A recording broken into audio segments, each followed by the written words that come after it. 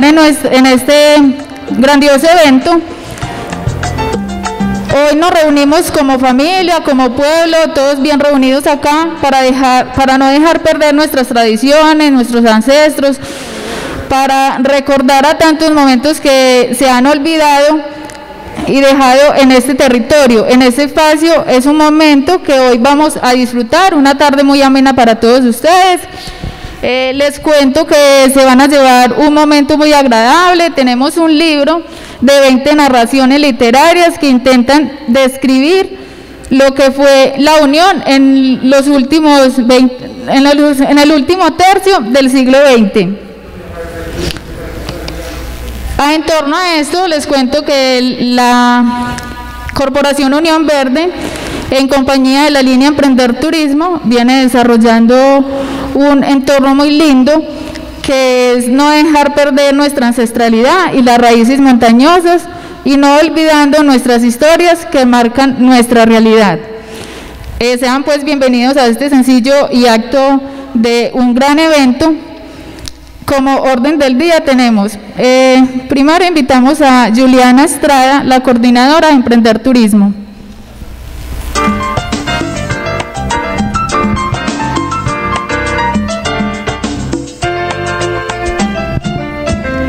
Muy buenas tardes para todos, mi nombre es Juliana Estrada, soy la coordinadora logística de Emprender Turismo.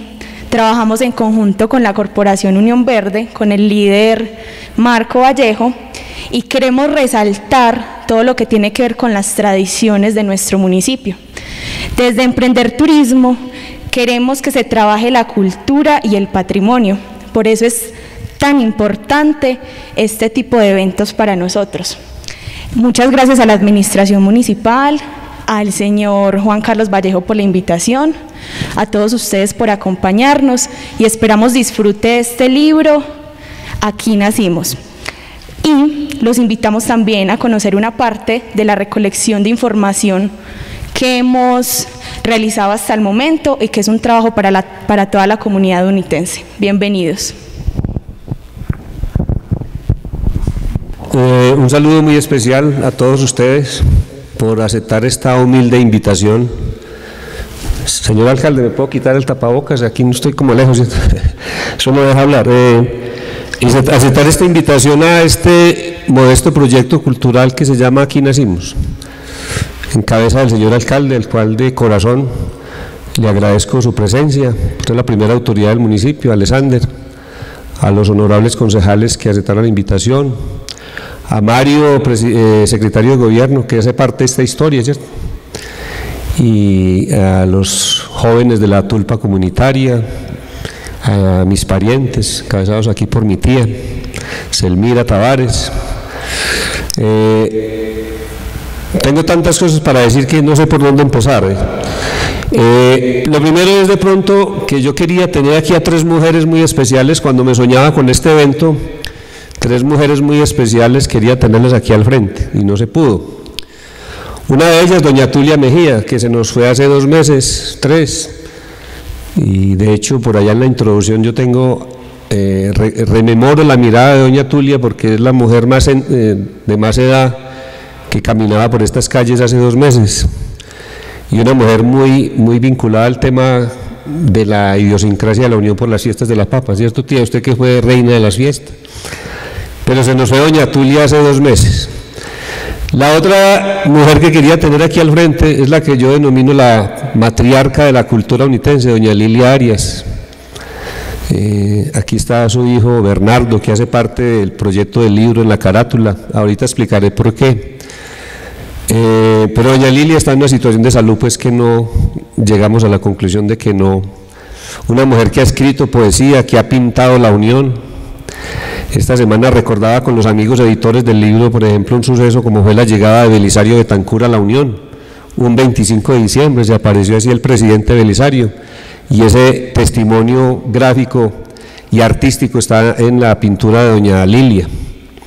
Y la otra mujer, mi mamá, que a sus 91 años está muy enfermita, pero les cuento que Marcos y a los amigos de la Corporación Verde aprovecho para agradecerles la organización del evento, Marco Tulio, mi hermano, que pertenece a la corporación y que hace parte del tema de turismo en el municipio, se le ocurrió traer esta colchita de retazos que las hace mi mamá a los 91 años de edad que tiene. Y entonces aquí siento la presencia de mi mamá acompañándome en este evento. Pero bueno, están mis hijas, María José y Catalina, y mi nieto José Felipe, que no sé si ahorita va a pasar por aquí a acompañarme, para que hablemos. Yo quiero tomarme 30 minutos del evento para hablar del libro y el proyecto Aquí Nacimos. Agradecerle a la alcaldía y a Servicios Públicos por el aporte que hicieron para hacer posible la financiación de este modesto proyecto litográfico. No es una edición de lujo, pero yo diría que es decente. La hicimos con los Urrea en Medellín, que es un taller litográfico de amigos de la Unión, y lo quisimos hacer allí por hacer un homenaje a estos amigos que han rendido culto a las letras de la Unión, porque la mayoría de libros que se han producido sobre la Unión han salido de allí. Y la otra entidad que me colaboró fue Confiar, la cooperativa Confiar, hizo un aporte, y mis compañeros de bachillerato, la promoción 79 del Liceo Pío XI, y con eso logramos juntar un recurso suficiente para esta modesta edición de 300 ejemplares que los estamos regalando porque tienen un valor sentimental por esta tierra que queremos tanto y que está reflejada en el título del libro, Aquí Nacimos. Nosotros no nacimos ni en París, ni en Bogotá, ni en Barranquilla, nacimos en la Unión Antioquia. Entonces, en primer lugar, este libro es un homenaje a la tierra donde nacimos. Y hay 20 narraciones literarias. Yo les pido el favor que me ayuden a controlar el tiempo porque hay tanto que decir que se nos pueden ir y la idea no es amanecer aquí, sino que esto dure una horita máximo, ¿cierto? Yo voy a hacer un poquito de pedagogía con el libro y quiero leerles algunas partes porque les reitero, tengo tanto que decir que me siento como un poquito confundido. Pero voy a leer unos trozos del libro y compartirlos con ustedes y en la segunda parte hacer una pedagogía de las 20 narraciones que tiene el libro, algo parecido a lo que hicimos esta mañana en la emisora, en media horita que nos concedió La Voz de la Unión, y voy a hacer eso.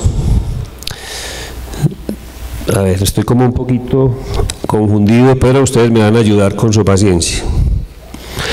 En el preámbulo, que empieza en la página 11, yo intento describir lo que es el hombre unitense, lo que somos nosotros, y se me ocurrió describirlo a través de un campesino. Yo soy campesino, tuve la fortuna de irme a estudiar a Medellín, pero no dejé mi esencia de hombre de tierra, y yo pienso que esto intenta reflejar lo que somos nosotros y lo que es el paisaje de la Unión. Entonces yo digo por aquí, así. Él aquí, o sea, hablando de la Unión, tiene ese fuerte referente que en el ser humano significa el arraigo a su territorio y la habitancia del mismo. Huellas calcinadas en el sendero por el paso del tiempo y los hechos singulares que acompañan la vida del hombre unitense. Campesino que recorre las frías cumbres en la parte más septentrional de los Andes suramericanos, ataviado de sombrero, botas pantaneras y ruana, asadón al hombro, balde lechero en la mano y una radio marca Sanyo amarrada al cinto. Ese es un intento de describir como lo que somos, ¿cierto? En esencia, ¿cierto?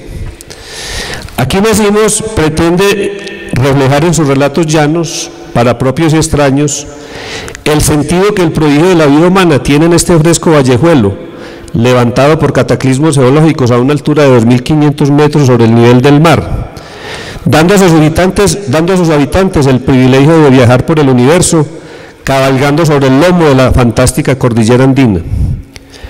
Nuestro subsuelo, preñado de oro blanco, es un depósito de caolinita que refulge en las profundidades de su tierra, anunciando alboradas de paz.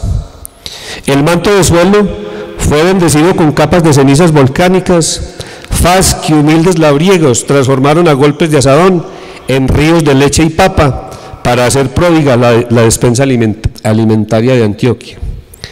Aquí las noches de verano llegan cargadas de miríadas de estrellas, aglomeradas en racimos de galaxias, pletóricas de brillantez, titilantes como millones de corazones enamorados latiendo juntos.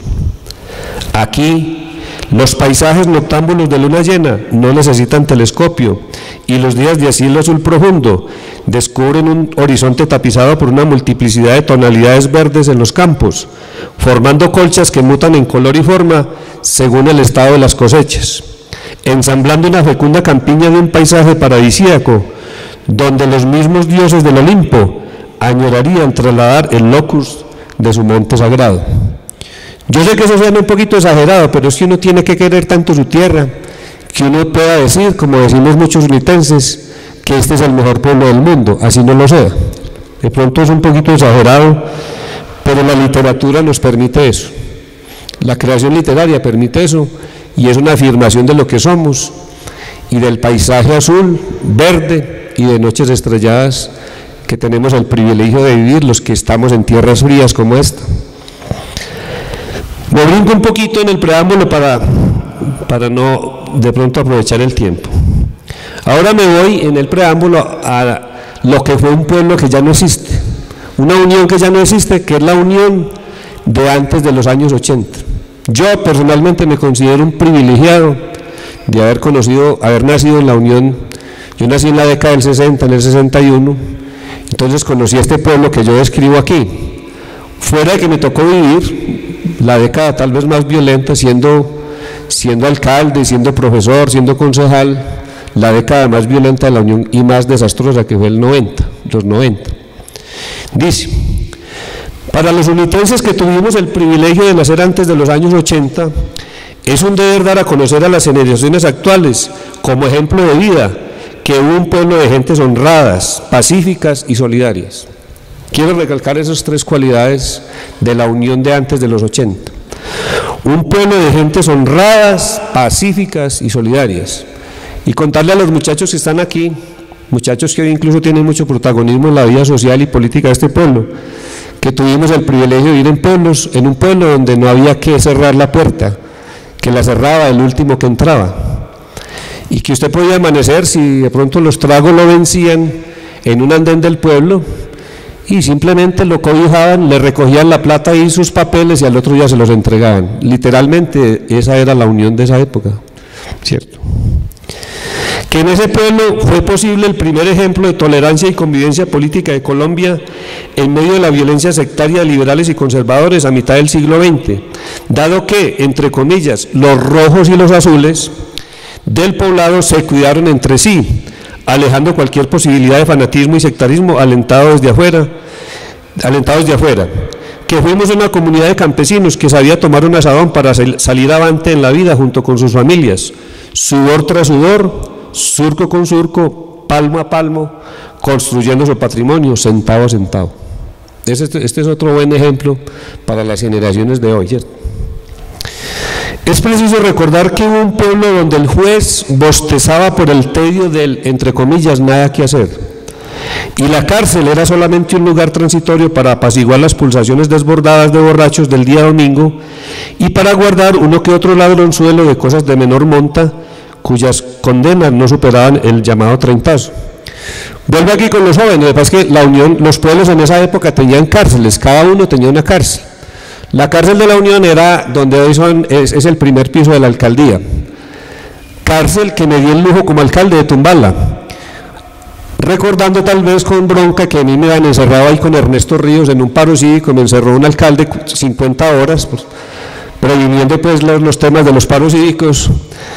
No, pero realmente no la tumbé por eso. Lo que pasó en el 98 es que el IMPEC asumió el tema de las cárceles a nivel nacional, y fuera de eso los municipios no eran capaces de sostener esas cárceles municipales. O sea, fuera de que no era su función, era muy costoso.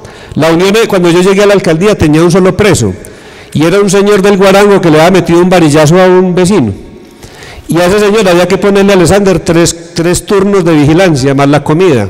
Entonces yo le decía al señor, que se me olvida el apellido, que era más barato encarcelarlo en el Hotel Intercontinental que tenerlo ahí.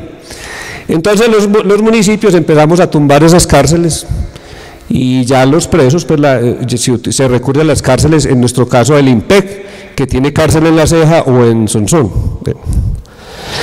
Es nuestra obligación moral contar que hubo un pueblo en el que un asesinato era una novedad largamente contada, varias veces reconstruida en la escena del crimen y pasada al papel en las teclas lentas de la vieja máquina de escribir Remington del escribiente del juez. Esto quiere decir, en otras palabras, que hasta los muertos tenían valor. Esa anotación yo la hago porque yo creo que en Colombia hasta los muertos perdieron el valor. Los muertos hoy en Colombia son tantos por la violencia que son cifras. Y esto que yo escribo ahí lo escribo desde niño, porque estando yo en la escuela mataron a Críspulo García, el hijo de doña Chava, compañero mío de escuela. Lo mataron jugando, lo mató a alguien en una pelea jugando. Y yo recuerdo que nos llevaban al parque a la reconstrucción del crimen, 2 o 3 veces, y eso se volvía una representación teatral, y hacían la escenificación de cómo, en ese caso murió Críspulo, y había pues una investigación, y había pues una detallada investigación de por qué mataron a este. Lo que pasa es que en Colombia eso se disparó tanto que yo no estoy acusando aquí al CTI de la Fiscalía que no investigue, sino que la violencia en Colombia deja tantos muertos que la justicia no alcanza a investigar, y se habla de cifras de más del 90% de impunidad. Pero en esa época se investigaba. El ladrón lo cogían y el que mataba normalmente lo cogían. Era un pueblo candoroso de campesinos que, según el gesto de don Jesús Antonio Ríos, no necesitó en su mundo lingüístico el uso de la palabra estrés. Esa palabra aquí nunca se conoció. Esa expresión era de don Jesús. Un pueblo cuyo tamaño lo hacía seguro y de un aire familiar, al punto que la nomenclatura se salía de los cánones basados en números arábigos y tenía un toque pintoresco, centrado en la familia de mayor renombre de la cuadra o en la cualidad o defecto de los ocupantes de la misma, razón por la cual tuvimos direcciones que en sentido literal rezaban: la calle del diablo, la calle del matadero, la calle de los malos maridos, sector de Morroputo. Un pueblo donde no existía el desempleo. Eso también hay que subrayarlo. El cultivo de la papa generó en la Unión una riqueza social que empezaba por ese temita. No había desempleo en la Unión.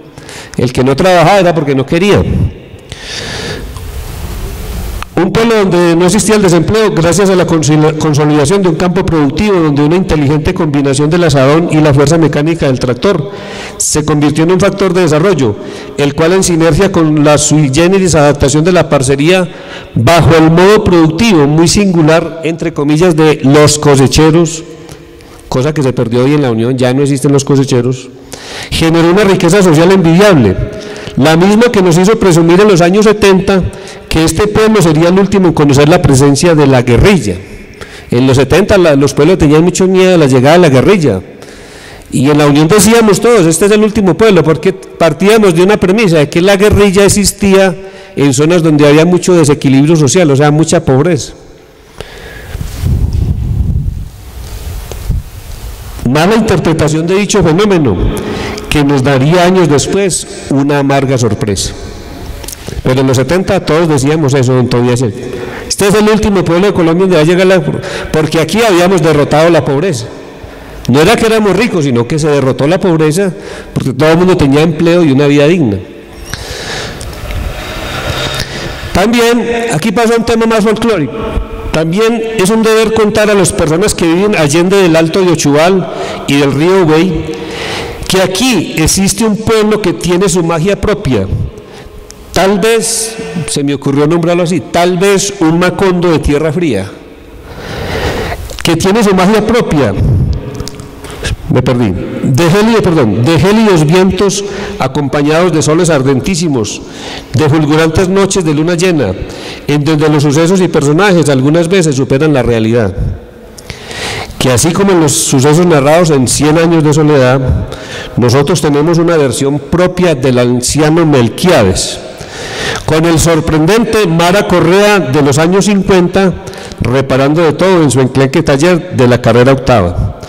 Marita Correa para los jóvenes viene siendo como el abuelo de Carmen, todavía trabaja en el municipio, Carmenza, la guarda. Ese es don Mara, era don Mara. A este anciano jorobado, visco y desdentado, su espíritu paisa lo llevaba a medírsele a todo, desde tapar los agujeros en el trasero de las ollas de aluminio hasta las bombillas eléctricas fundidas que le traían sus ingenuos clientes, convencidos que que el ingenio del veterano sabio local les devolvía la capacidad de alumbrar. Estamos hablando de los años 50, entonces la luz eléctrica apenas estaba llegando al pueblo, con la planta eléctrica que teníamos en el Guarango. Entonces, claro, una bombilla era un artículo tecnológico y nuestros ancestros en su ingenuidad, cuando se les fundía la bombilla, iban donde Marita y Marita lo arreglaba. Lo que no sabían los usodichos era que él iba y compraba la bombilla y obviamente el arreglo costaba más de lo que costaba, pero la gente convencida que Marita reparaba bombillas, eran convencidos totalmente. Pero sigamos con Marita. A este mismo personaje, vestido siempre con viejos y raídos sacos de frac, se le medían desarrapados campesinos para que les extrajeran las muelas enconadas, dada la no existencia de dentistas en la comarca, labor que el arriesgado Mara desempeñaba con un pequeño alicate, el mismo de las ollas, sin muchas consideraciones higiénicas y, más sorprendente aún, en carne viva, para liberar del dolor terrible que azotaba a sus también atrevidos pacientes de ruana y alpargata. Es significativo contar que también hubo un Gilberto Salazar. Aquí hay parientes aquí está la sobrina de don Gilberto, Marlene, quien trajo la primera funeraria, o más bien la primera venta de ataúdes al pequeño poblado, al cual se le ocurrió elaborar una frase contundente para ofertar su incómoda mercancía ante los potenciales clientes, todos ellos vecinos o de familias cercanas a él. Yo creo que esta frase no se le ocurre a ningún publicista que estudie hoy en EAFIT, universidades que tengan comunicación social. Yo creo que esto solamente pasa por la cabeza brillante de una persona que tenía sus ataúdes en la casa y que obviamente tenía que venderlos para vivir. Entonces a don Gilberto se le ocurrió esta frase publicitaria, para no ofender a nadie: que no se muera nadie, pero que a mí no me falte el trabajo. Que aquí existió el primer concejal de Colombia, don Libardo Jaramillo, quien descubrió en el río Piedras una máquina que convertía los bollos de las alcantarillas en mierda. Esta frase tiene mucho que ver, los muchachos de la Tulpa.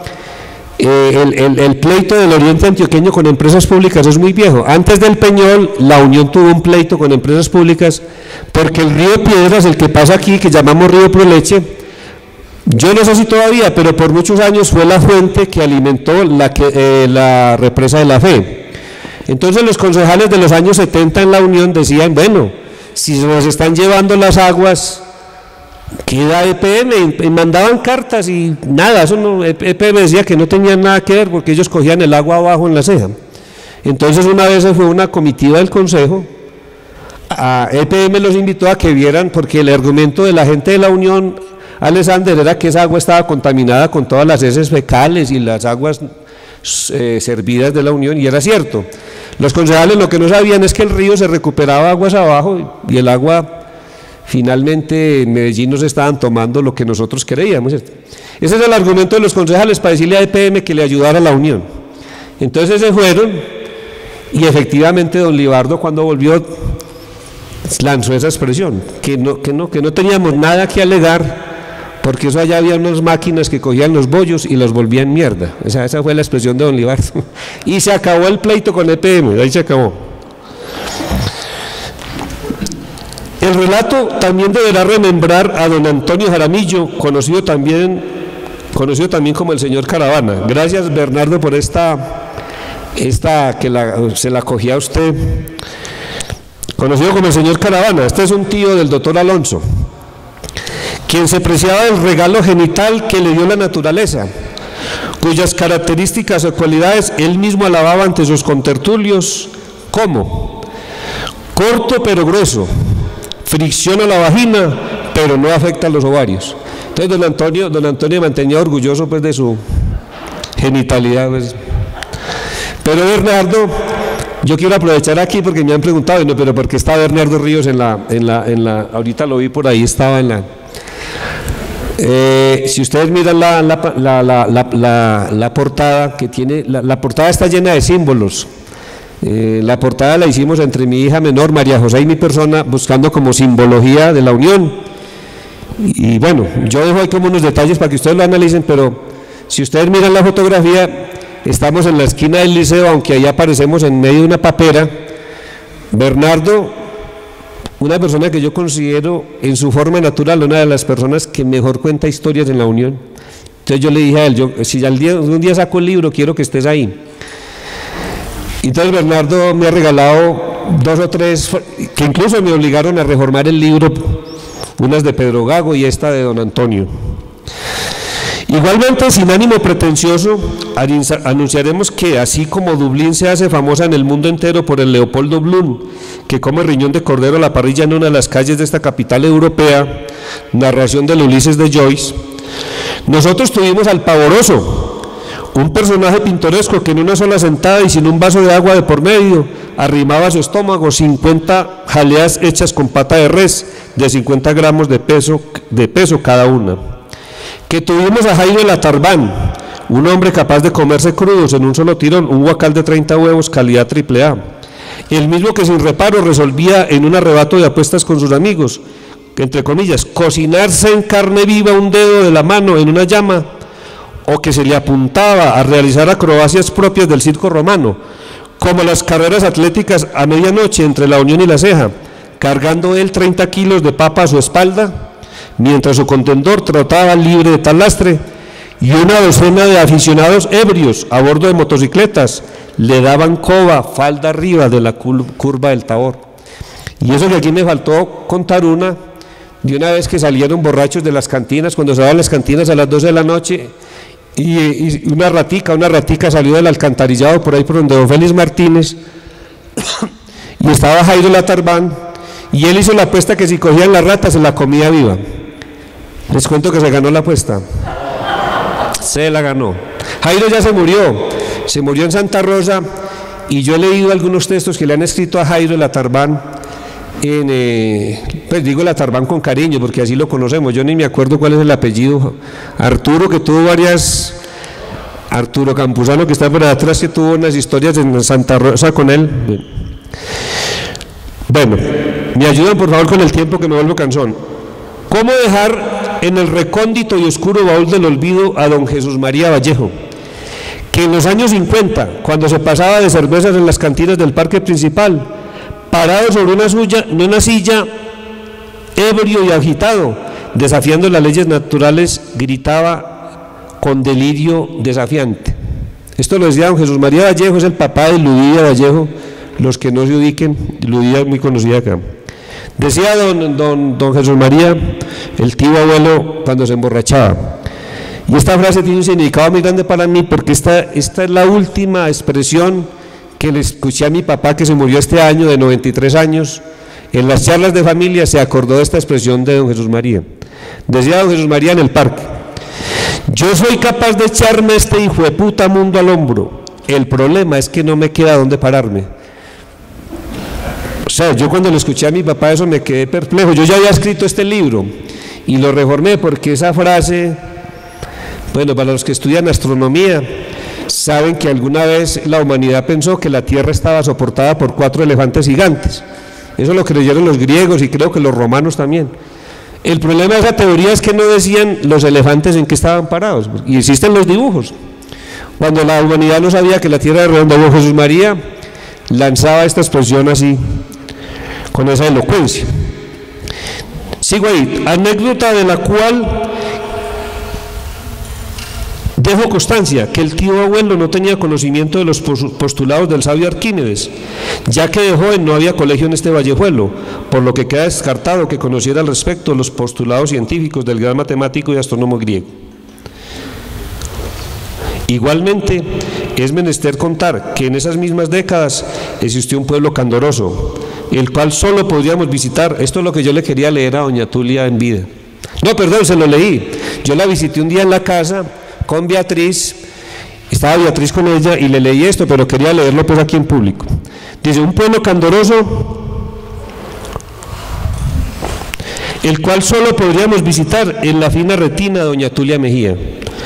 Villa de pocos habitantes y familias afines, que se conocían todas entre sí, en el que durante sus carnavales se hizo apología de las empanadas, las cantarillas y los bingos, actividades imbricadas en alegres bailes y carnavales, pueblerinos que enaltecían la beldad de las féminas, a la par que con el producido económico del jolgorio se financiaban obras de desarrollo comunitario y ante todo hacían de las reinas de la papa verdaderas soberanas, dignas de coronas y laureles. Ahí está usted, tía, que fue...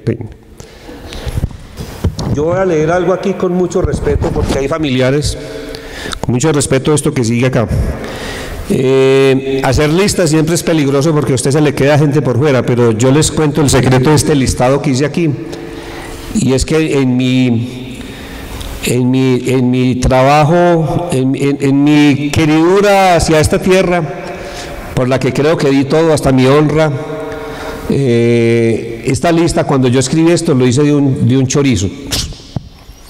O sea, no me puse a investigar quién o quién no. Creo que en muy pocas excepciones. O sea, mi memoria, ¿qué me dice de lo que pasó en la Unión hace poco? Dice: por estas razones quiero intentar en estas páginas redescubrir parte de una memoria que es de todos, que nos pertenece, que no es solo remembranza u obituario, sino abono de futuros desarrollos sociales y culturales en la Unión del tercer milenio, distinta pero también cálida en afectos que aún subsisten. Creo que sea importante recordar y volver a sentir que existió un Ernesto Ríos, un Gabino Toro, un Héctor Osorio Patiño Chola, un Samuel Gómez y sus dos hijos Saúl y John William, un Don Jesús Chiche, Johnny y Edwin López, un Huberto González, una Chila García, un Tomás Ocampo, un Henry Plegaria, un Mario López Contento, Don Fabio y Sergio Pandequeso, un Carlos Enrique Patiño, un Saúl Marulanda Molita, un Rubén Darío Mesa, un Jaime Cañitas, un Gabriel Garabato, un Joaquín Sánchez Josán, un Julio Palacio, Guachaco el Tractorista, Respin el del Morro, Omar el Carevieja, un John Jairo Botero, un Gildardo el Negro Vallejo, también conocido como Inés, y un poco más allá, un Marcocho, un Andresito Rivera, un Carlos Mansalva, una Sistatulia Jaramillo, la del Hotel, un Alberto Valencia, un Osquino y Suso Londoño, un Pepo el Carretillero, Don Octavio Reblujos y el relojero y su esposa la maestra, lo digo con todo respeto, Pacho, Nela y Lola Cardona, Pedro Gabino Botero, Don Jesús el Chivo, Doña Mariela Grisales, una María Toro, un Fabio Echeverri, un Gabrielito Valencia el Sepulturero, un Ramón Castaño Cuncio, una Dora Arnulfo Cándido y Don Pacho Botero, un Omar Polaco, una Maruja Mejía, un Emilio y un Gabriel Orozco, un Nelson Botero Treintazo y el Cojo en Císar, un Danielito y Félix Martínez, un Erasmo Canario, un Alfonso el Valerio, Alberto Álvarez Revancha, una Rosalba Osorio y su hermano Javier Pampas, el Víctor Acevedo, mi abuela Ana María y sus hermanos Bernardo, Daniel, Pedro, Adela, Ana Eva y Rita Mejía, un Gustavo López, la Olivia Muñoz y un tal Laurentino, entre paréntesis un Gino Londoño, conocido como el alcalde de Mazorcal, un Fran Mario y Gerardo López Mejía, un Toñito el Tabaquito y su hijo el gran Eliezer Tabaco, mis primos Rubén Darío y Freddy López Tavares, un Lino Acevedo, y lejos, más lejos, un Gerardo Morales, don Julio Vallejo, el del Colombiano, y su hermano Marco Tulio, mi abuelo, el John Jaramillo, pastor el vendedor de lotería, un Tontoleo, un Cérvulo López, padre de los polvazos, y sus hermanas Pepa, Lola y Carlina, estas dos últimas mis abuelas, una difunta Quina, Nicanor Mejía y Minuto, ambos profesionales del volante. Se acaba el oxígeno en los pulmones, porque son muchos otros, menos o más mentados. Un Fernando Giraldo, el Eiro López y Mesa, un Luis el Mocho Álvarez y su amigo Abelardo Toro, el Cucho, un Fabio Campuzano, Críspulo y Medardo, mis compañeros de la escuela, unas Helenas, un Jorge Libreros, el Federico Gil, Wilson y don Juan Pavas, los del Carrataplán, un Hugo Morales el concejal y un Filiberto García, un Tinto el Choricito, un Freddy Escaparate, don Danilo el profesor, un tal, un cual, un fulano, un sutano, un desconocido, un NN, todos ellos una historia por contar, con sus cualidades y sus imperfecciones, aquellas que los hicieron precisamente humanos, todos ellos, los recordados en estas páginas y los que se escapan a mi frágil memoria, jugos febriles brotados de las ubres de estas tierras, algunos destilados en dolorosas fermentaciones que hoy refrescan con sus enseñanzas de vida los caminos que precisamos recorrer como grupo social y humano. Una manzanilla caliente nos acompaña desde este momento en las sillas de la heladería Capri. Para las jóvenes, la heladería Capri es donde es confiar, creo, si no me equivoco. ¿Cierto? ¿Cierto? En las hornillas del antojo o en la tienda de Don Lorenzo Pavas en Mesopotamia, inventor de esta bebida. Don Lorenzo Pavas inventó la manzanilla, que ya es popular en toda Antioquia.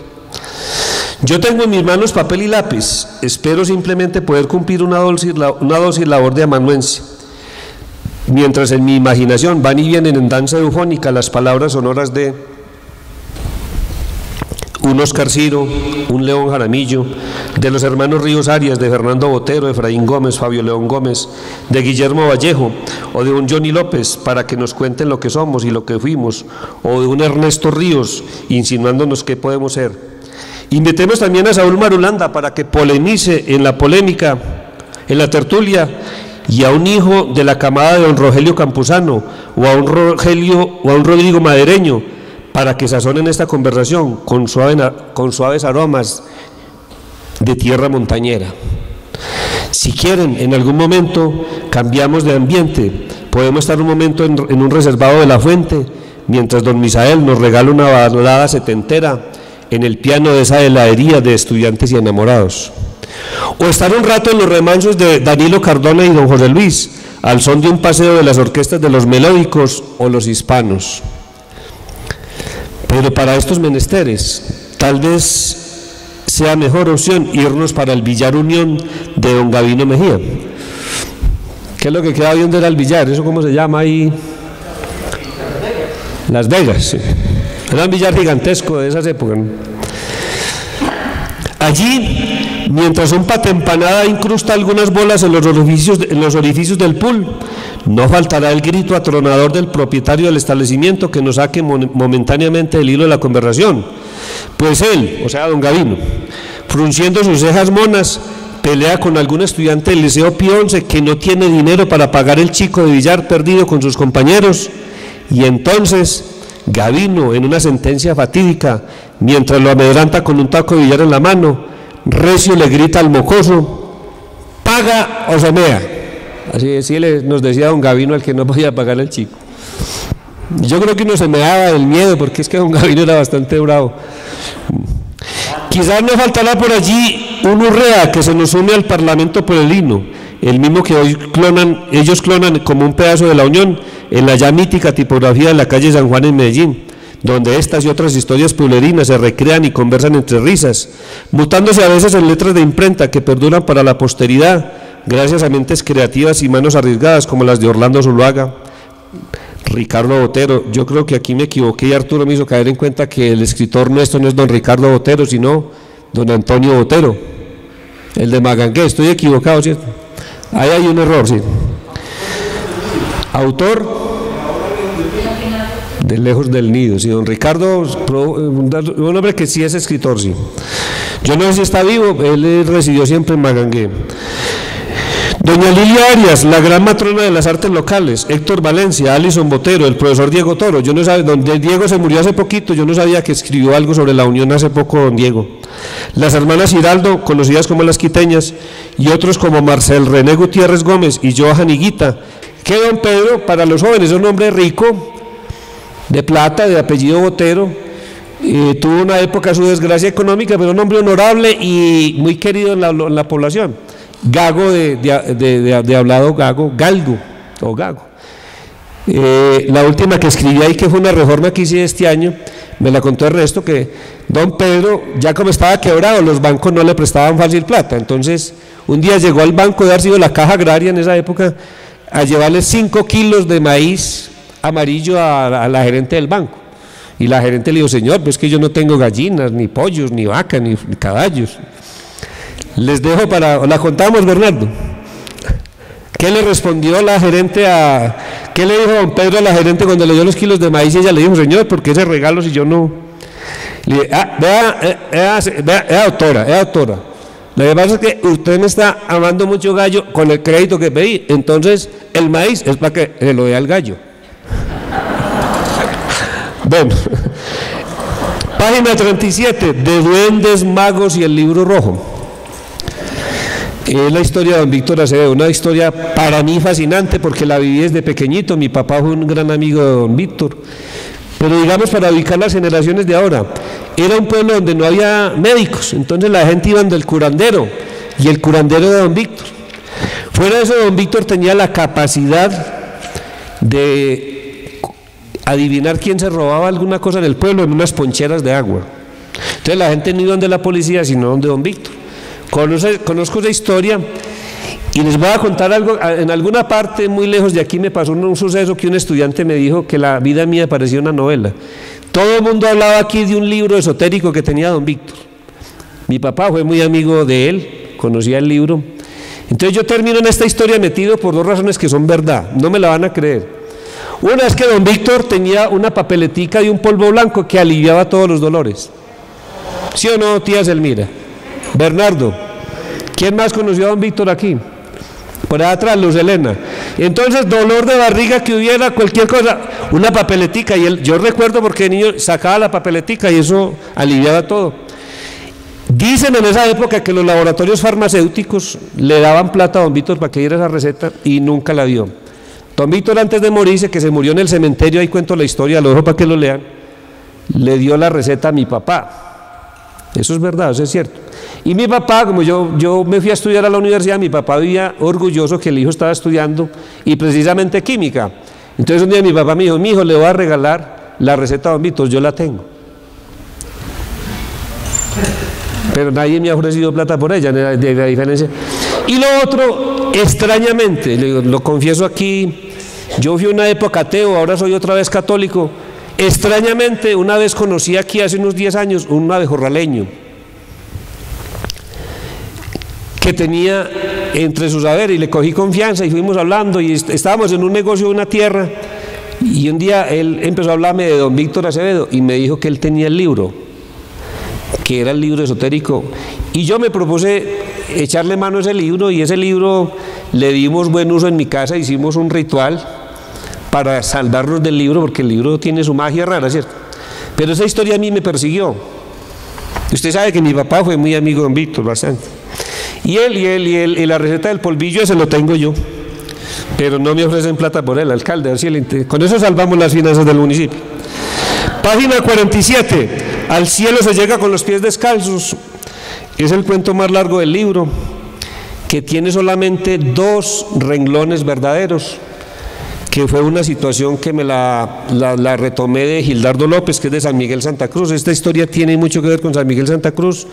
El resto de la historia es que el señor lo van a matar, llegan por él a la casa y no le dejan poner los zapatos, porque el jefe del comando armado que fue por él le dice que para donde él iba no necesitaba zapatos, y efectivamente el señor lo mataron.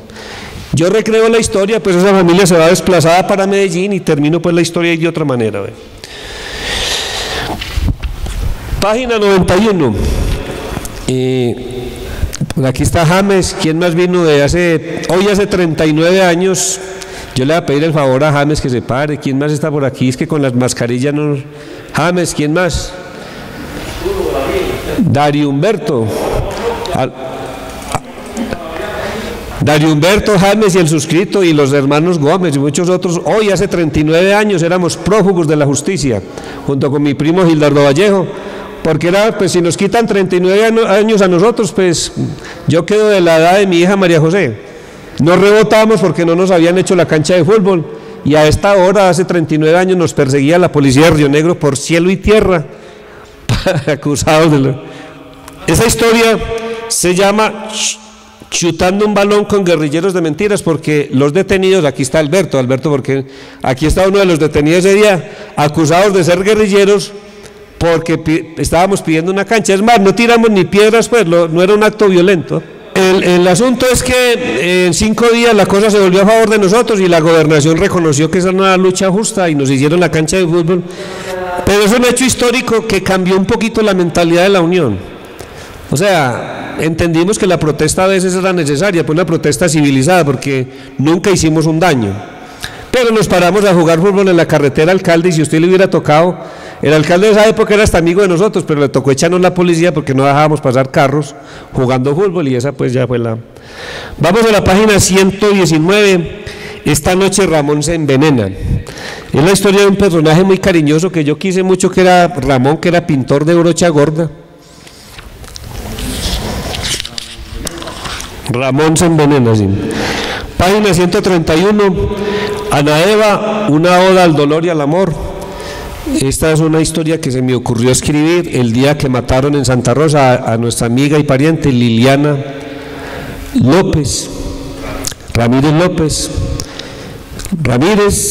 López, sí. Hace ya 7, 8 años. Y lo duro que para mí fue la muerte de Liliana, por el aprecio y el cariño que le tenía. Ella iba a ilustrar a este libro, que ella era pintora, estaba encerrada haciendo pintura artística. Entonces yo en ese momento pensé en Ana Eva Selmira, usted que es de la familia, pensé en Ana Eva, una abuela a la cual pues toda la familia se la llevó la violencia prácticamente, pues los hombres. Y se me ocurrió utilizar la metáfora de la escoba, doña Ana Eva barriendo el dolor humano. Página 141, ya va a terminar. Santígüela con el trasero. Es la historia de Aceibo y Bartolo. Todas las historias yo las recreo a través de un muchacho que está arriando unas vacas de aquí hasta las Riñas, contándole a un profesor las historias de Rogelio Campuzano con el botón que alivió el dolor de cabeza, y las historias de Aceibo y... Página 155, un personaje que está aquí, Álvaro.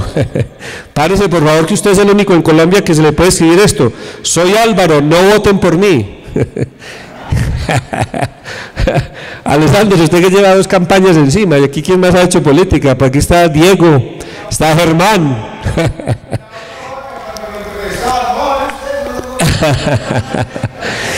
Quería ser alcalde, dejo constancia, hizo un plan de gobierno que a poquito, sobre todo en el sector agropecuario, se lo he visto, pero fue el año 94, la violencia era tan atroz que daba miedo ser alcalde, Bueno, ya para terminar, pues escribí aquí unas cositas sobre Joaquín Sánchez Marín, sobre Rubén Darío Mesa y Mulita, nuestro amigo Saúl, y una historia que es muy personal, que le puse como título El Bachué, que es una historia que coge la generación de nosotros, Pacho, Mario León, que íbamos allá a tomar cerveza y a pensar, pensábamos distinto, en el Bachué se pensaba distinto, se escuchaba música protesta, y eso en un pueblo de campesinos como somos nosotros sonaba raro. Entonces la policía nos la mantenía montada allá. Jairo Gómez, que lo que quería tener aquí invitado de honor, era el que nos alcahueteaba pues allá con la música, y cuando no había plata para la cerveza pues nos alcahueteaba. Y Bachué fue un sitio que duró unos cuantos años, yo no sé, unos 10 años como taberna. Entonces yo lo reparto en tres capítulos. Uno, la noche que murió Ernesto, la noche que enterramos a Ernesto. El segundo, la vida de nosotros como jóvenes allá en esa taberna. Y la tercera parte de Bachué dice 25 años después, porque algún día yo paso por ahí y ya estaba muy adulto, tal vez había pasado hasta por la alcaldía ya, y veo que en la puerta del Bachué ya hay una señorita pues que ejerce el trabajo sexual. O sea, pasó de ser la taberna de los estudiantes a una cantina. Y entonces me puse a pensar cómo cambian las cosas, ¿cierto? Hoy ya es una venta de zapatos, no sé, el localcito donde era Bachué, un sitio muy querido, bastante para nosotros, del cual Alba y yo, porque allí nos enamoramos, conservamos en la casa los vasos de Bachué, están en mi casa, los vasos de barro que decían Bachué. Finalmente pues dejo un testigo donde creemos que los que vamos como adelante no nos podemos quedar en el pasado, la unión sigue su historia. Yo dejo un artículo, Lo que vendrá, historias que no se han contado, pero sobre todo una mención a 3 personajes jóvenes que hoy, digamos, a uno le causan orgullo. Saber que tenemos un futbolista como Jason Guzmán, que ya suena para el fútbol del extranjero, heredero de Colitas, que sacó la bandera de la Unión en un campeonato que se ganó el Santa Fe en el Campín, y entonces uno como buen unitense se emociona por ver esas cosas, y me parece que eso está muy bien. Eso no es que esté, pues que sea pendejada o montañerada en el mal sentido de la palabra, sino que emociona. Pues ahora que vimos ciclistas de la Unión en Europa, así, el pelado este que alcanzó a llegar, quedó muy atrás pero llegó, emociona. El otro, Juan David Pavas, no sé si todavía, pero hasta hace poco integrante de las bandas musicales del Circo del Sol, que es una cosa pues de locos a nivel mundial, tal vez el mejor circo del mundo, canadiense, en un concurso que se ganó, y un músico que se hizo aquí pues en la banda sinfónica que afortunadamente nos tocó ser parte con León de la fundación de esa en la alcaldía en el año 98. Y hago una leve mención porque le voy a dar la palabra a mi amigo Arturo para que cierre, a Ana María, que creo que ya la vi por allí, está presente Ana María. Arturo tiene la palabra. Yo hago la mención de estos jóvenes, porque Ana María hoy pues va a dejar que Arturo cuente la historia a los que no la conocen, porque casi todos la conocemos, de que nosotros estamos como de salida, pero que vienen otras cosas, otros desarrollos, otras formas de ver el mundo. Y entonces por eso yo le di la oportunidad a un gran amigo como es Arturo, que siempre me acompañó en esta obra, de que hiciera el cierre, y Arturo le dedicó ese cierre, en primer lugar a recordar a Ernesto Ríos, en un artículo que le publicaron en El Mundo en el año 95, cuando asesinaron a Ernesto en Medellín, y a Ana María. Muchas gracias.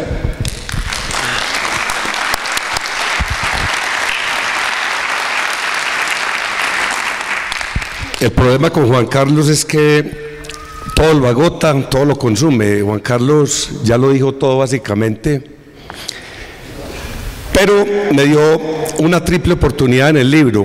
Una la escogió él, las otras dos se las sugerí. La primera es un poema, digo poema, eso es vanidad, no es poema, es simplemente algo espontáneo que me salió en Yarumito, donde Juan Carlos pagó su cómoda condena, porque no fue tampoco tan incómoda, pero a fin de cuentas es condena, donde Juan Carlos estuvo preso. En uno de los libros que le regalé, otros que les presté y no me lo ha devuelto, le escribí el tal poema, donde para mí era inconcebible que una persona limpia, que puede meter las patas pero no las manos, como Alonso Salazar y tantos otros amigos míos, estuviera en ese momento tan difícil de la vida, que fue un momento para muchos de nosotros demasiado triste. Ahí está el cuasi poema. Después le sugerí que volviéramos a traer el texto de Ernesto Ríos, que me publicó El Mundo tal vez una semana o dos después del asesinato. Lo hice de una manera pues que me pareció, después vuelvo a leerlo y me parece que yo no lo escribí, realmente me salió bien. Es un buen homenaje a la Unión, a su sistema de parcería y producción, es un homenaje a las familias limpias de la Unión, y creo que los Ríos son un paradigma de familia limpia, honesta y trabajadora. Le agradezco en el alma realmente, Juan Carlos, que me haya incluido en esta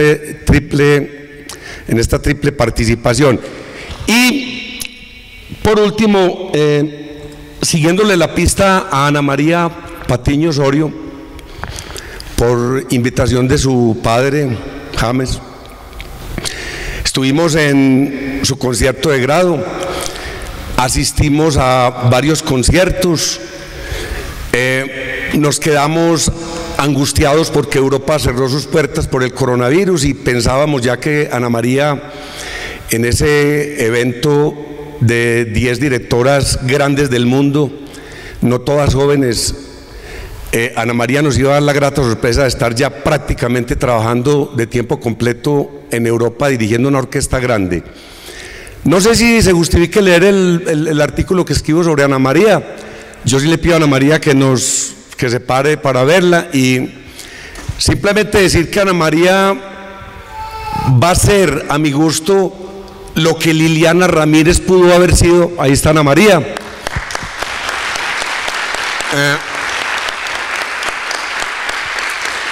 Yo pues tengo unos presentimientos, algunos la muerte se los llevó. Cuando asesinan a Liliana Ramírez, yo supe que habían matado a Débora Arango, a la nueva Débora Arango de Colombia. Yo tengo ese convencimiento de que Liliana hubiera estado en la galería de pintoras más grandes de Colombia. Pienso que se abortó una obra de incalculables proporciones. Algún día haremos ese homenaje está trunco. Hay mucho material pictórico, hay mucha elaboración artística que vale la pena recuperar con su familia y que algún día exhibamos ese prodigio de trabajo que lo hizo ella en 10, 15 años, encerrada casi por completo en Santa Rosa, acompañada de sus animales de monte, del paisaje, de la naturaleza. Creo que asesinaron una mujer que iba a ser la Débora Arango colombiana. Ese trabajo también nos queda pendiente, Juan Carlos, y yo le agradezco en el alma que usted, homenajeando a doña Naeva, haya incluido a Liliana. Por último, si gustan, pues leo el artículo de Ana María, me quita 3 minutos, repito que ya Juan Carlos pues monopolizó todo lo sustancioso. Si se sienten capacitados de escucharme, yo lo leo. Aclarando que yo no soy el más adecuado para hacerle un homenaje a Ana María, yo no tengo estudios musicales, simplemente desde la infancia, por un radio dañado de mi mamá, desafortunadamente quedó sintonizando, quedó sintonizando nomás la Radiodifusora Nacional de Colombia, y eso me llevó a escuchar música clásica hasta nuestros días. Yo le agradezco mucho ese defecto de la radio que hoy me permita escribir cosas como estas. Ana María Patiño Osorio, la maravillosa y genial directora de orquesta. Querrán los historiadores de la música ubicar un lugar de los suburbios de la Unión Antioquia. Soñarán con retrotraer el tiempo y recrear sencillas escenas de un pasado agrícola en ese nostálgico ayer de empresarios en comunión con aparceros, apenas diferenciables, pues la sociología de la lucha de clases no aplica. La creación de riqueza en esa histórica armonía era un acto de humildad y solidaridad mutua para derrotar la pobreza común. Para sintetizarlo, la parcería fue el mecanismo de acumulación de capital sin esclavos asalariados en lo económico y en lo social. Borraba cualquier atisbo de desigualdades sociales y creaba mecanismos de ascenso para el sencillo trabajador. Quien trabajaba, progresaba. Acumulación democrática de utilidades, modelo paradigmático en lo social. En este sencillo mundo, los investigadores buscarán con afán indicios de una modesta vivienda rodeada de tapetes de verde quicuyo, allende a las marraneras, pero quizá ya no se topen con ese ambiente campesino presionado ya por la urbanización anárquica y la aniquilación de los suelos otrora productivos y veraces. Querrán esos historiadores lo mismo, adentrarse en libros y genealogías, acaso en bodegas de ADN, indagando en pasados culturales, esculcando genéticas musicales en 2 apellidos aleatorios en el amor y la rutina de la Unión y Mesopotamia. Así pues, harán esfuerzos desmedidos quizá por tropezar con trazas de genialidad en el álbum familiar de los Patiño y los Osorios. Con esmero escarbarán cualquier pista que coteje el pasado diluido y el hoy presente sonoro de nuestra heroína. Raro no será pues que hagan arbitrarios encajes y paralelos de épocas y paisajes y sociedades para explicar este maravilloso suceso llamado Ana María. Y por supuesto que en lugar de la época de la enciclopedia francesa y la tormentosa convulsión europea donde brilló Mozart, los historiadores se hallarán con tristeza frente al nubarrón oscuro de la violencia inexplicable que destruyó familias y empresas. En un dramático, demencial y absurdo diluvio de sangre y balas, en una década abominable, huérfanos de la paz y odiados por todos los costados. En ese ciclo brutal de exterminio, con esta pesada cruz del odio y la desconfianza como telones de fondo, allí, en el pico de la brutalidad, nace Ana María Patiño Osorio.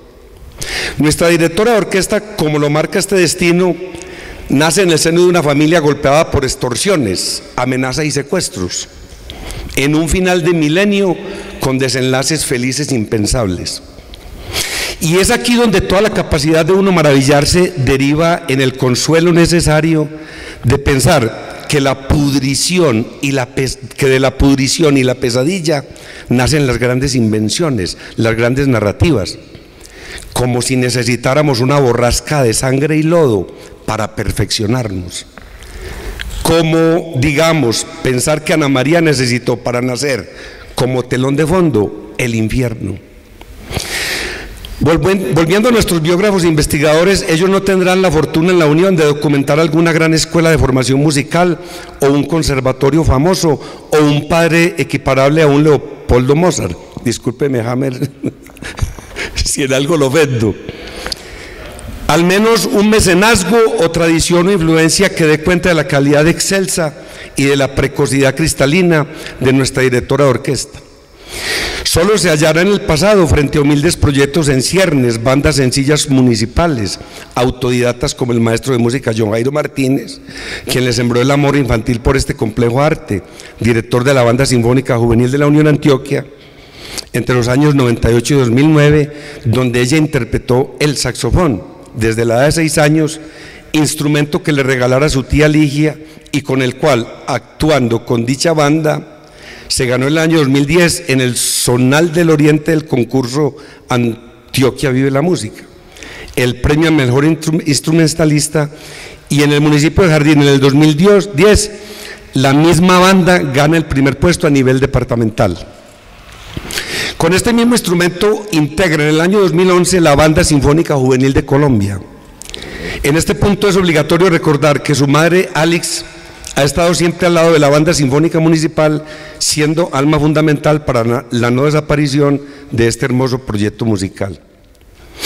El asombro crecerá cuando se enteren que ella cambió de súbito y para nuestro rico futuro musical el baloncesto como expresión deportiva, también depurada al extremo, herencia de su padre, el granjero, deportista, bonachón y gran contador de historias, James Patiño, por el saxofón como su primer instrumento musical, para finalmente encaminarse hacia el arte supremo de la dirección de orquesta.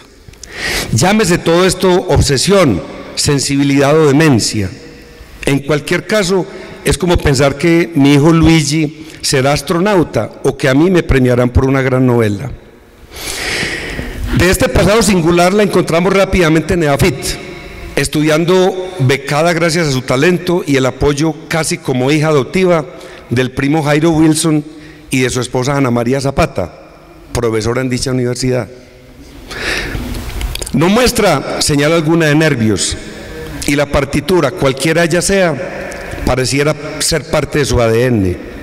No tiene nervios porque no tiene dudas y sus movimientos estrictos y seguros en cadencia de extremidades y batuta dirigen con fuerza la orquesta en un raro ceremonial que estructura con esta fusión una sinfonía perenne de gala.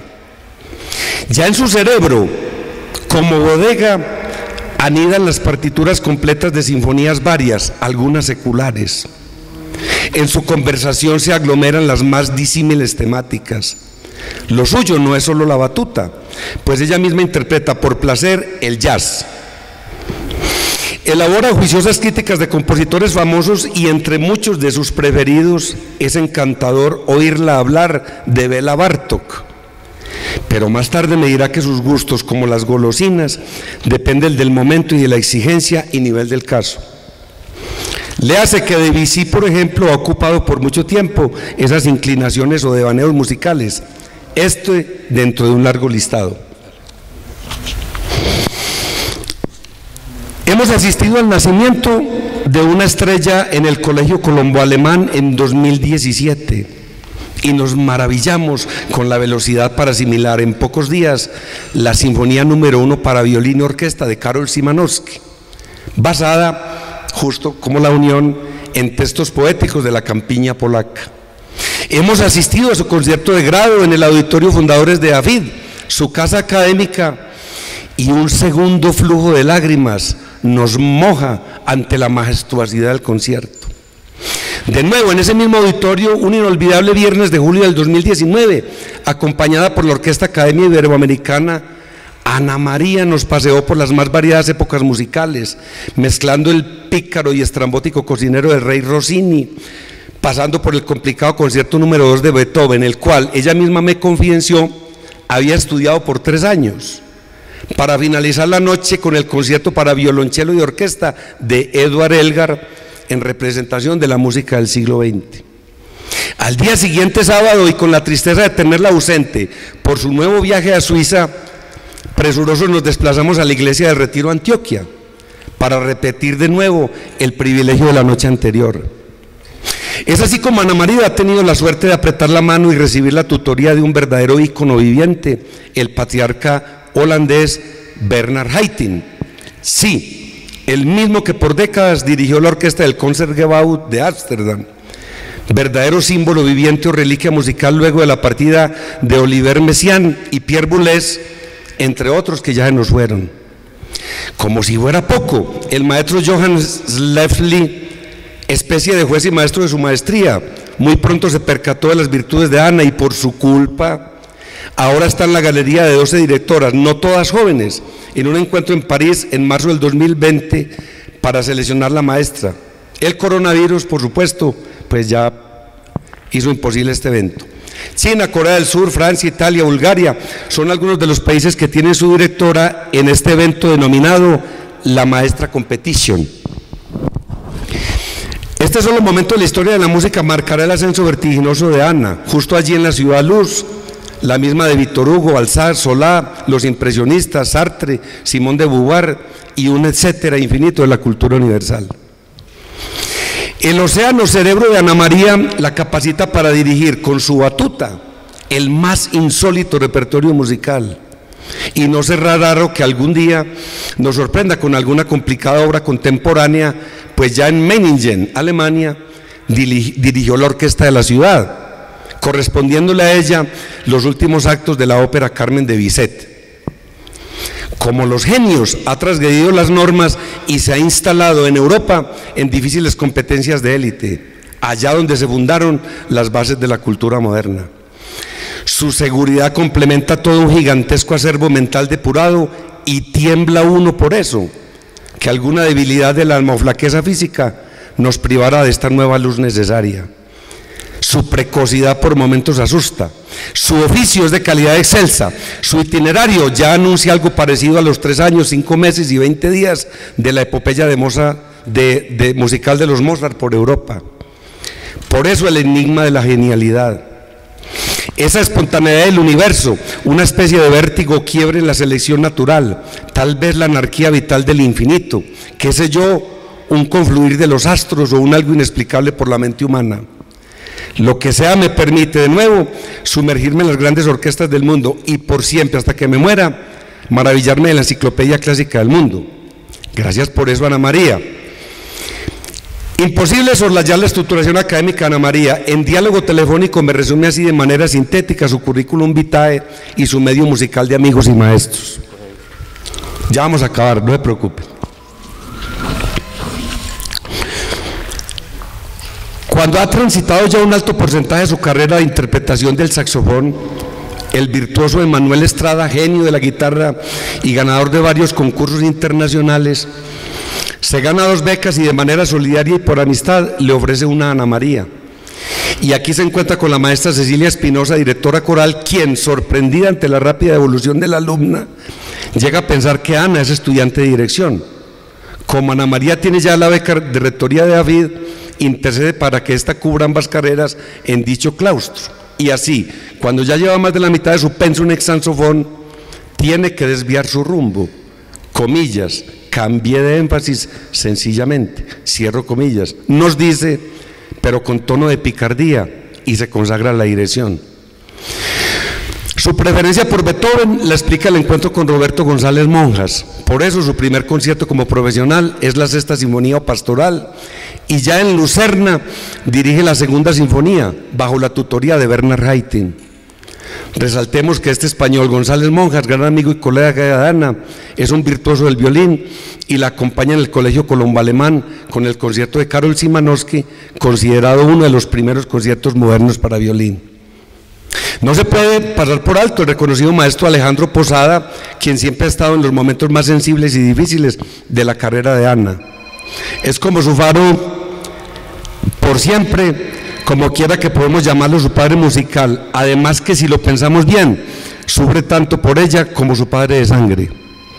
Todo lo anterior es verdadero tesoro plusvalía en su carrera de David, y por eso en mayo del 18 obtiene el mejor puntaje logrando su ingreso a la Universidad Superior de Artes en Zúrich. Proeza inesperada en una especie de eliminatoria de la élite mundial de la música. Ese mismo año inicia su maestría en dicha ciudad. En Alemania, en la ciudad de Hildenbach, participa en el Dirigent Forum, un concurso de dirección de orquesta instituido solo para estudiantes alemanes gracias al cazador de talentos Johannes Schleffel.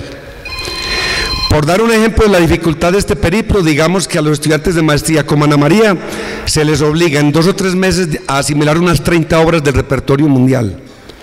Citemos por último que en el Teatro de la Ópera de Meiningen dirige los 2 últimos actos de Carmen de Bizet, y seguro se me escapan hechos nuevos y fechas importantes. Lo aquí escrito lo resume un lego de la música y no un virtuoso de campo alguno especial, pero doy por seguro que mi sensibilidad en tal campo es prenda de garantía como material de futuros esbozos o material de un copioso universo llamado Ana María Patiño Osorio. Es a otros a quienes corresponderá hablar de acordes, ritmos, valses, operetas, sinfonietas y tantas cosas del más complejo de los territorios creados por el ser humano. Lo que venga es glorioso, ya es demasiado alto su vuelo. Muchas gracias.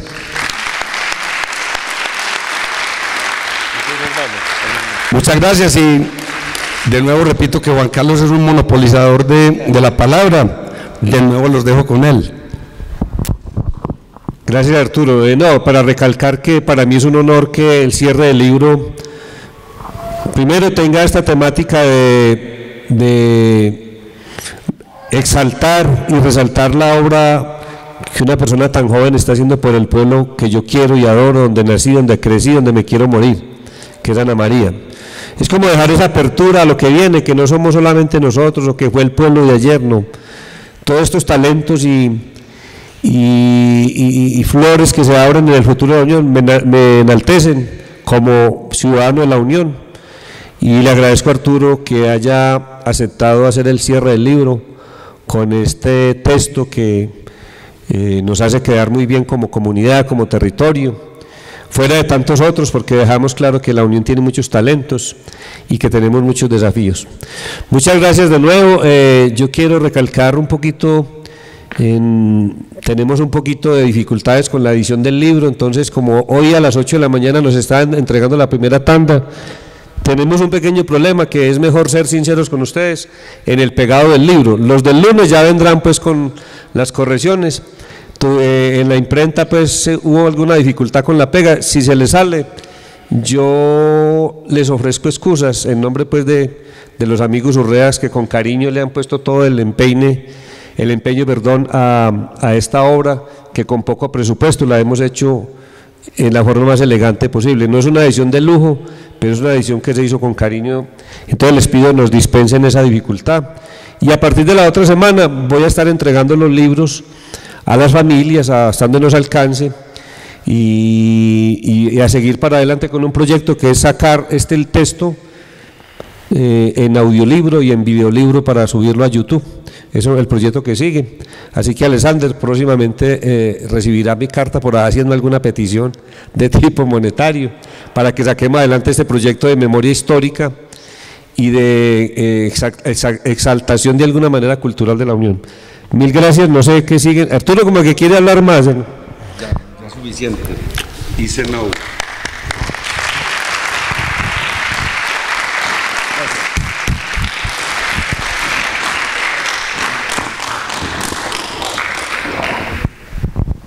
Qué rico, agradecemos a estos dos actores, unas palabras conmemorativas para nosotros.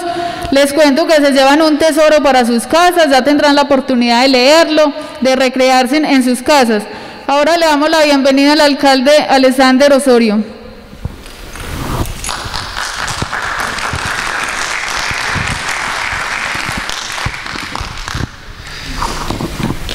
Buenas tardes.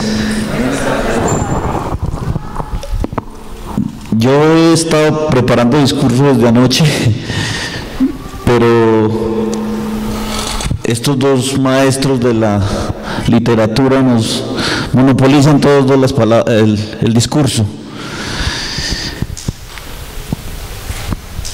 Yo creo que esto va a ser una herramienta invaluable para las generaciones futuras. Aquí van a tener la oportunidad de conocer la historia de nuestro municipio.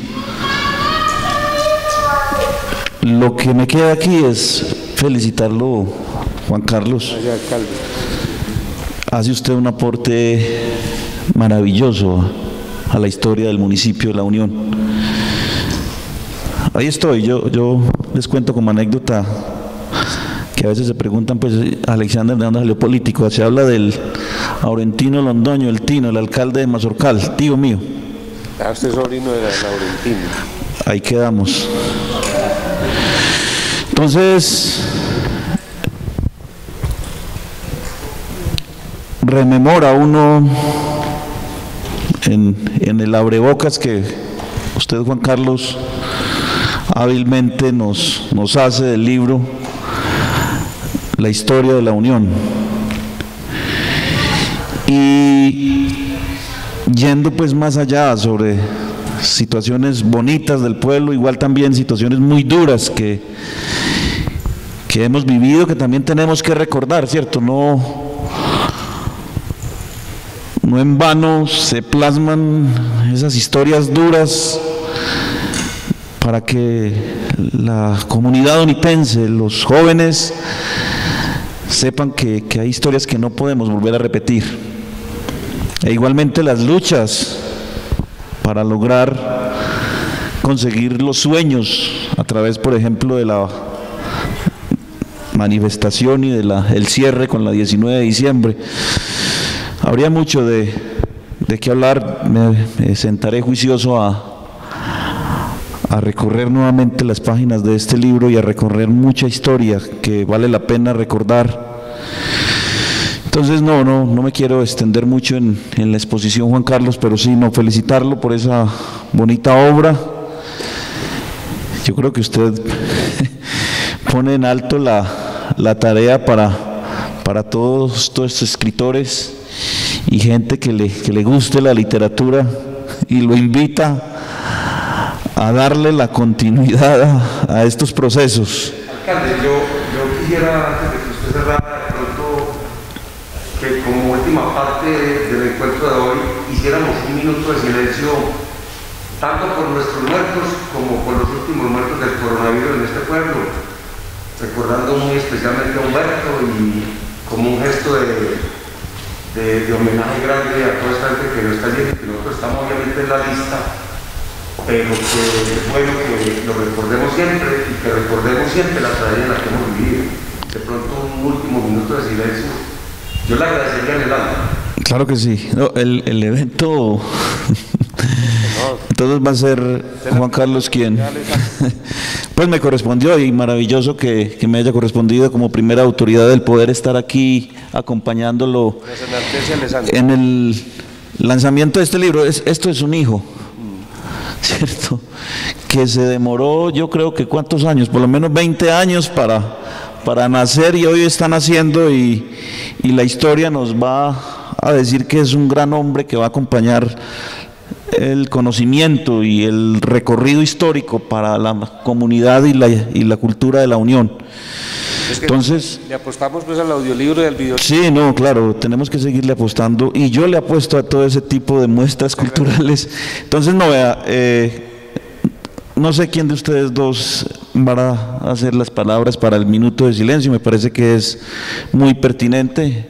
Entonces, Juan Carlos, felicitarlo y démosle un aplauso a Juan Carlos, hombre, que lo merece.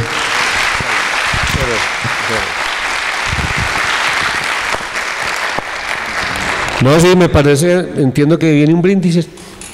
Antes del brindis me parece muy pertinente, porque en la idea original del libro era que en cada página yo iba a hacer una investigación a los amigos de La Tulpa, pues, que trabaja mucho el tema de la memoria histórica, que en el pie de cada página hubiese el nombre de una de las personas que hayamos perdido en la violencia que sufrimos después del 83. Finalmente, pues, no hubo forma de hacer eso, y entonces yo recurro a hacer la lista de personas que se murieron, la mayoría a causa de la violencia. Mis cálculos son, y lo viví en carne propia, desde la muerte de Gavino hasta la violencia guerrillero paramilitar que duró hasta el 2005, diría yo. En mis estadísticas, en esa época pues fui funcionario público, fui alcalde, fui secretario, tengo como elementos para decir que en esa lista se nos fueron por ahí 400 personas de la Unión, y yo me atrevo a asegurar con certeza por todos, por unos y otros, de aquí y de allá, que el 90% eran personas inocentes, que simplemente ese conflicto de la guerra tiene esa garra dura, como dice León Gieco, ¿cierto? Es dura y parte el alma, pisa duro la guerra, y nos tocó esa historia que queda en parte reflejada ahí y en otros desarrollos que están haciendo los muchachos que hoy escriben con más profundidad estos temas. Entonces, con eso y lo del coronavirus que ya nos tocó, pues les pido que nos pongamos de pie y hagamos un homenaje con el silencio a todas estas personas que han partido antes que nosotros.